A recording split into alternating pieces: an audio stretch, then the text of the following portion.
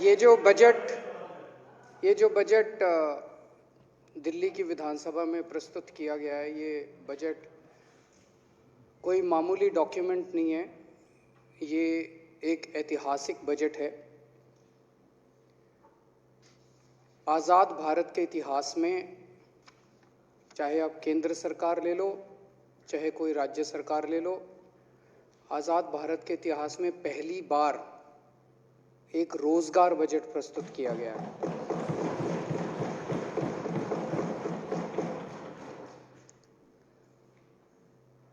रोजगार की समस्या तो आज़ादी से ही है। 1947 में देश आज़ाद हुआ था, तभी से हमारे युवाओं की रोजगार की समस्या रही है, कभी कम कभी ज़्यादा। लेकिन रोजगार एक ऐसा मुद्दा हुआ करता था जिसकी चर्चा केवल चुनावी सभाओं में होती थी, चुनाव के पहले होती थी।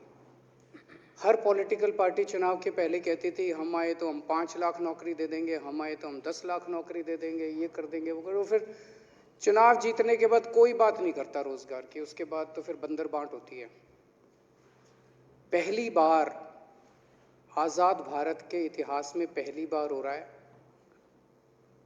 कि एक बजट केवल और केवल रोजगार के इर्द गिर्द बनाया गया है। बच्चों को रोजगार देने के लिए बनाया गया है, सबके घर में खुशहाली लाने के लिए बनाया गया है।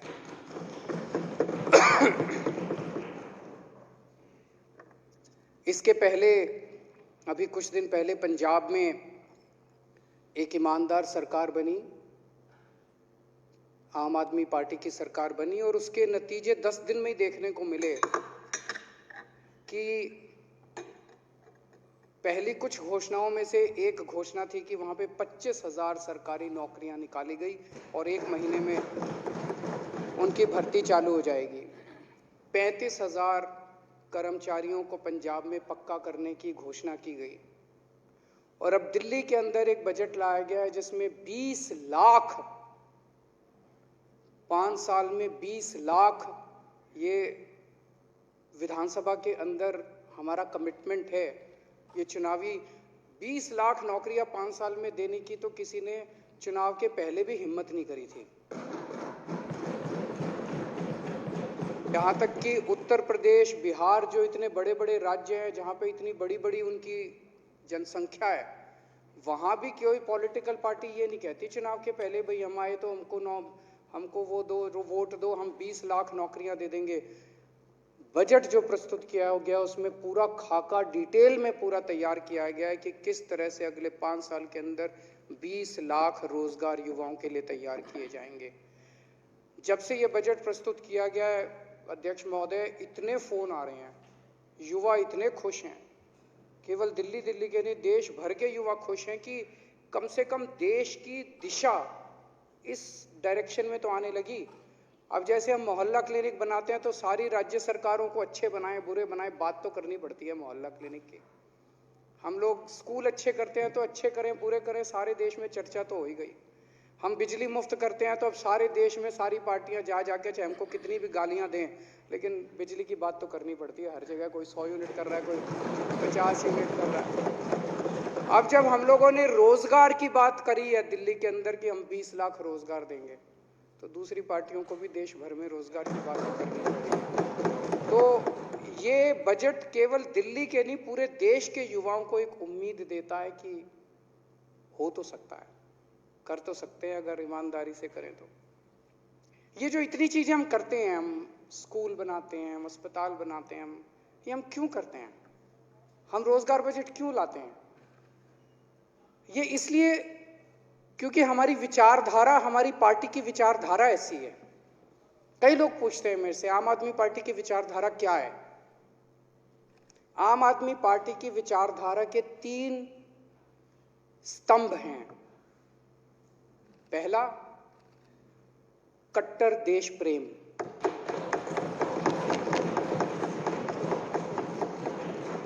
हम अपने देश के लिए मर मिटने को तैयार हैं, हमारे देश के लिए हम कुछ भी करने को तैयार हैं।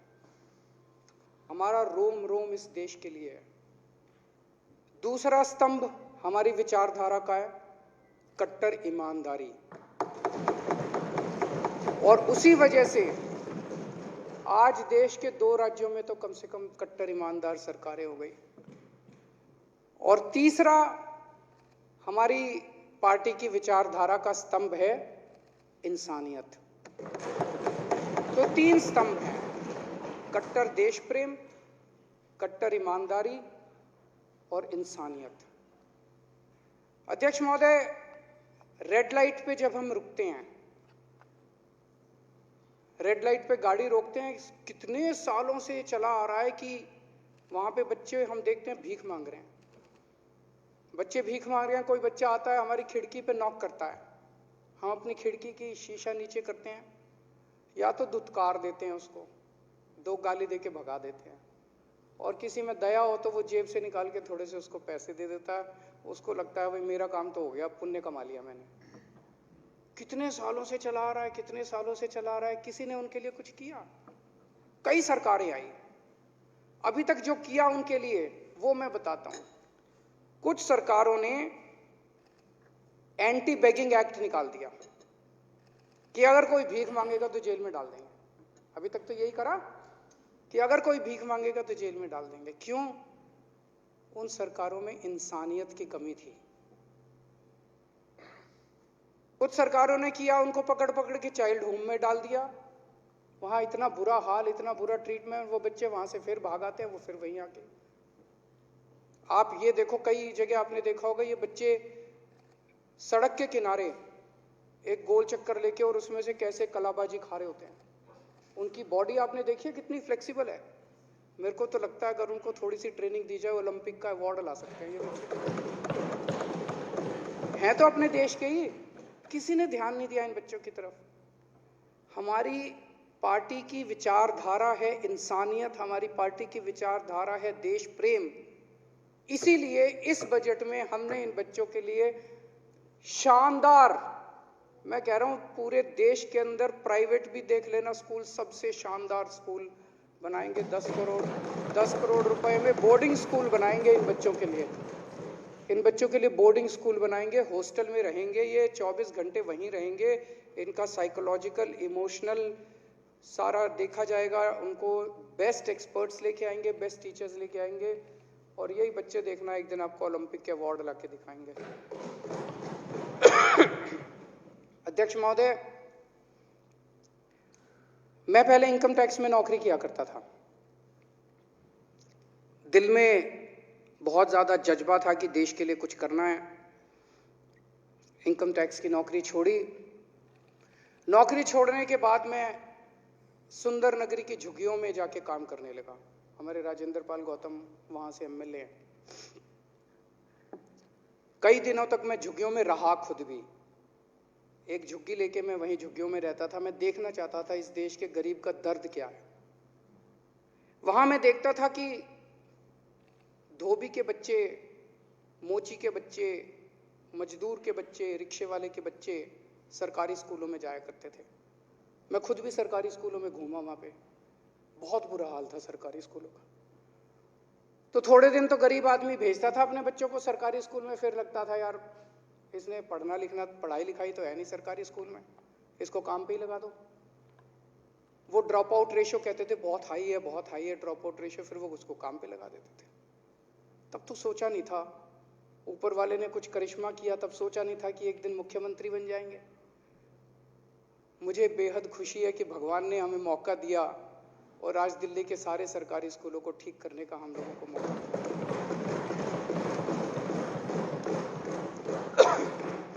अध्यक्ष महोदय, हमें बहुत पीड़ा होती है जब हम कहीं, इतनी बार अखबारों में पढ़ने को मिलता है कि देश के कोने में कोई बहन, कोई बेटी अपने बाप का इलाज कराने के लिए उसे अपने आप को बेचना पड़ा। जब मैं झुग्गियों में रहता था, झुग्गियों में उनके साथ काम करता था, तो वहां जब बीमार हो जाते थे, बगल में जीटीबी अस्पताल था, उनको कईयों को मैं लेके जाया करता था जीटीबी अस्पताल में। बहुत बुरा हाल था जीटीबी अस्पताल का उन दिनों में। कोई दवाइयां नहीं मिलती थी, बाहर खूब दवाइयों की दुकानें लगी पड़ी थी, एक्सरे मशीन की दुकानें बाहर लगी, बाहर सारी दुकानों पे मिलता था। वो डॉक्टर लिख देता था बाहर से करा लो, डॉक्टर लिख देता था टेस्ट बाहर से करा लो, डॉक्टर लिख देता था दवाई बाहर से ले लो, सारा बाहर से होता था। जीटीबी अस्पताल का बुरा, उस टाइम सोचा नहीं था कि एक ऐसा मौका आएगा कि हमें ये जीटीबी अस्पताल ठीक करने का मौका। आज दिल्ली के अंदर मुझे बेहद खुशी है, ये हमारी विचारधारा की वजह से कि हमने दिल्ली में आज ऐसी व्यवस्था की है कि चाहे कोई गरीब हो चाहे कोई अमीर हो, किसी को कोई भी बीमारी हो, कैसी भी बीमारी हो, एक तरफ तो हमने सारे सरकारी अस्पतालों को शानदार कर दिया, शानदार सरकारी अस्पताल हो गए। अब कई अमीर लोग भी अपना इलाज सरकारी अस्पतालों में कराते हैं।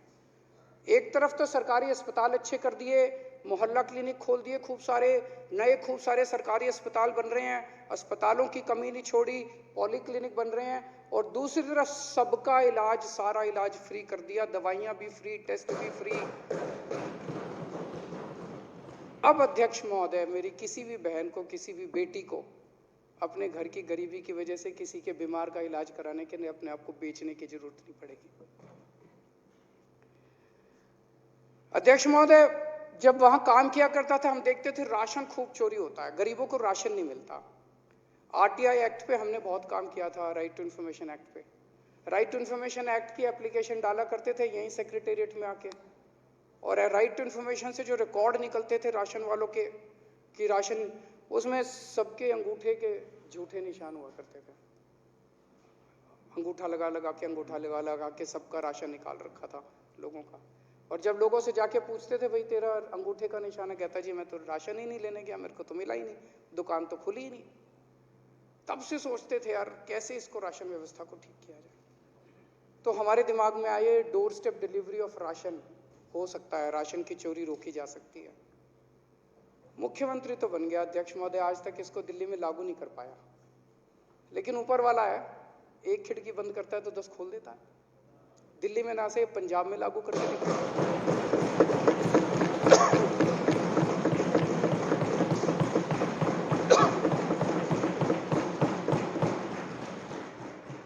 पंजाब में कल भगवंत मान जी ने ऐलान किया है कि door step delivery of ration Punjab के अंदर लागू करेंगे। अध्यक्ष महोदय, 4 साल हो गए मेरे को जूते घिसते घिसते केंद्र सरकार के, सबके पैर पड़ा मैं, सबकी मिन्नतें मानी। मैंने कहा इसमें मेरा तो कोई इंटरेस्ट नहीं है, मैं तो चोरी बंद ही कर रहा हूं राशन की, मेरे को कर लेने तो डोर स्टेप डिलीवरी करने नहीं दिया इन लोगों ने। ये पहले हमारे मोहल्ला क्लिनिक रोके, 2 साल तक मोहल्ला क्लिनिक की फाइल लेके बैठ गए, किसी तरह से करा के ले आए। फिर सीसीटीवी कैमरों की फाइल लेके बैठ गए, फिर मेरे को इनको गोपाल जी को धरना करना पड़ा एलजी साहब के यहाँ, फिर वो सीसीटीवी की फाइल क्लियर करी। ये जो व्यवस्था है ना पिछले 75 साल से चली आ रही है।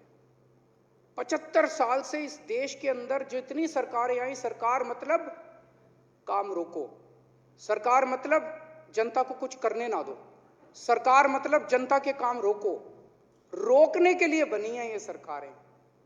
पहली बार एक सरकार आई है जो जनता के काम करने के लिए बनी है। इस देश के लोग बहुत आगे बढ़ना चाहते हैं, इस देश में बहुत टैलेंट है। अब ये मनीष जी बिजनेस ब्लास्टर करवा रहे हैं स्कूलों के अंदर, क्या टैलेंट निकल के आ रहा है, क्या शानदार बच्चे ऐसे ऐसे आइडियाज लेके आ रहे हैं। इन बच्चों को आगे बढ़ने देना है अपने को, इनको रोकना नहीं है। 75 साल से इस देश को रोका गया, घोटा गया, इस देश को गला पकड़ के मतलब करने नहीं दिया लोगों को, इसे बदलना है। अध्यक्ष महोदय, इस देश में जब भी कोई आदमी सुनता है कि नेताओं ने भ्रष्टाचार कर दिया, उसके आग लग जाती है अंदर, मन करता है यार कुछ करो इसका। इतना भ्रष्टाचार 75 साल में इन सारी पार्टियों ने, इन्होंने नेताओं ने लूटने में कोई कसर नहीं छोड़ी, जम के लूटा इन्होंने। वो दूसरे वाले हैं, उनकी लंबी लिस्ट है, कॉमनवेल्थ गेम्स, 2G, कोयला, स्पेक्ट्रम, लंबी लिस्ट है उनकी। और ये हैं, इनकी लिस्ट है, राफेल, सहारा बिड़ला, ताबूत घोटाला, बहुत है, Vyapam scam, GSPC scam, Vijay Mallya को भगा दिया, Lalit gate scam, Panama papers, इनकी भी लंबी लिस्ट है। यहां तक कि देश की डिफेंस को भी नहीं छोड़ा। उन्होंने बोफर्स घोटाला किया, इन्होंने राफेल घोटाला किया। देश के डिफेंस को भी इन लोगों ने नहीं छोड़ा। जनता को बहुत ज्यादा तकलीफ होती है। एक तो जनता देखती है कि उनका पैसा लूट लिया, देश को लूट लिया, और दूसरे देखते कि सारे क्लीन चिट हो गई सबको। भ्रष्टाचार तो हुआ लेकिन किसी ने नहीं किया, कोई पकड़ा नहीं गया। आज तक 75 साल में कोई भ्रष्टाचार के लिए जेल नहीं गया, सारे छूट गए। तो एक तरह से जनता के जले पे नमक छिड़कते हैं। मेरा मानना है भ्रष्टाचार को देश के साथ गद्दारी का ऐलान कर देना चाहिए। जो भ्रष्टाचार करेगा उसे गद्दारी माना जाएगा। देश के साथ गद्दारी कर रहा है वो, उसको गद्दारी का वो देना चाहिए। आम आदमी पार्टी में इन्होंने सारा सब कुछ चेक कर लिया। हमारा एक नया, नहीं तो छोड़ देते हैं मेरे को, मेरी कोई फाइल खोल लेते, मेरे को भी ब्लैकमेल करते जैसे इनका स्टाइल है। इन्होंने एक शुंगलू कमीशन बिठाया। शुंगलू कमीशन में 400 फाइलें गई। 400 फाइलों, 3 बड़े बड़े IAS अफसर उन्होंने बैठ के हमारी 400 फाइलें देखी। उनको एक नए पैसे की चोरी नहीं मिली। फिर उन्होंने CBI भेजी, मेरे घर पे CBI की रेड कराई, मेरे दफ्तर में CBI की रेड कराई, इनके घर पे रेड कराई, इनके घर पे रेड कराई, कुछ नहीं मिला। मेरे बेडरूम में घुस गए। उनको लगा शायद वो जो कच्ची पर्चियां होती हैं, कच्चा हिसाब होता है, वो बेडरूम में ही होता होगा। बेडरूम में भी कुछ नहीं मिला। हम कट्टर ईमानदार हैं अध्यक्ष महोदय। और अगर हमारा कोई किसी दिन पकड़ा गया तो सबको कह रखा है जितनी सजा दूसरों को मिलती है डबल सजा दिलवाऊंगा, किसी को छोड़ूंगा नहीं, किसी को बख्शूंगा।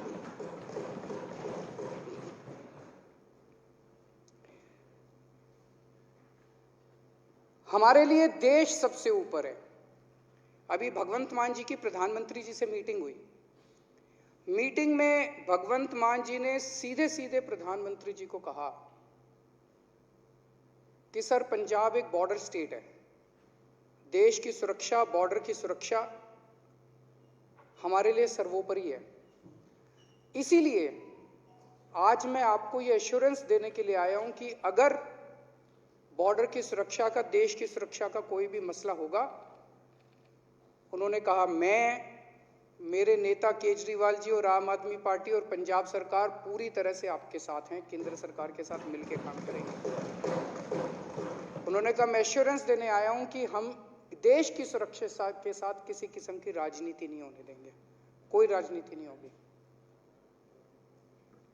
तो देश के लिए हम किसी किस्म की राजनीति नहीं करेंगे। देश की जब भी बात आएगी, हमारा शरीर का एक एक कण, हमारे खून का एक एक कतरा हमारे देश के लिए समर्पित है। जब भी जरूरत पड़ेगी हम देश के लिए हर कुछ करने के लिए तैयार हैं। अध्यक्ष महोदय, आज देश का आम आदमी खड़ा हो गया है। जब दिल्ली में हमारी सरकार बनी, हमने स्कूल अच्छे किए, अस्पताल अच्छे किए, सड़कें अच्छी की, बिजली मुफ्त कर दी, बिजली 24 घंटे कर दी, पानी फ्री कर दिया, पानी घर घर पहुंचाया। ये बात पूरे देश में फैल गई। पूरे देश के लोगों को लगा यार हो तो सकता है, करा नहीं इन्होंने अभी तक, 75 साल में इन्होंने करा नहीं, हो तो सकता है।